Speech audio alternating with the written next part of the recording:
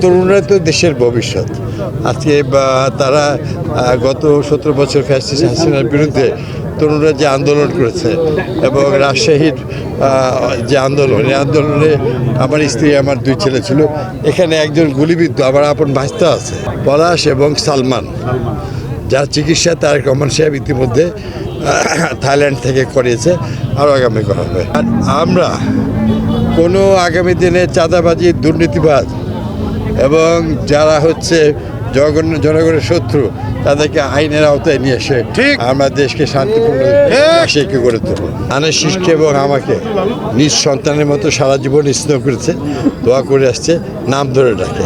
আর বোনেরা জীবনের চেয়েও বেশি আমাকে বড় ভালোবাসে, আমাদের দলকে এবং আমাদের নেত্রী বেগম জিয়াকে।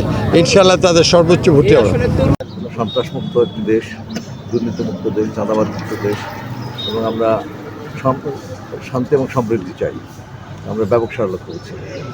বর্ডার এলাকা হওয়ার জন্য এখানে মাদক খুব অ্যাভেলেবল। তো এই মাদকের জন্য অনেকেই মাদকাসক্ত হচ্ছেন এবং যুব সমাজের প্রাণশক্তি নষ্ট হচ্ছে। এই জন্য আমরা মাদকমুক্ত সমাজ গড়তে চাই।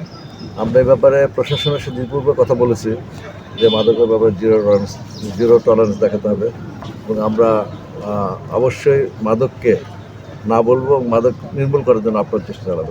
রাজশাহী আসলে শিক্ষানগরী, কিন্তু এখানে শিল্প কলকারখানা নাই। এই জন্য আমরা বলছি এবং আমাদের একটা প্রতিশ্রুতি থাকবে যে আমরা একটা ইপিজেড প্রতিষ্ঠা করা।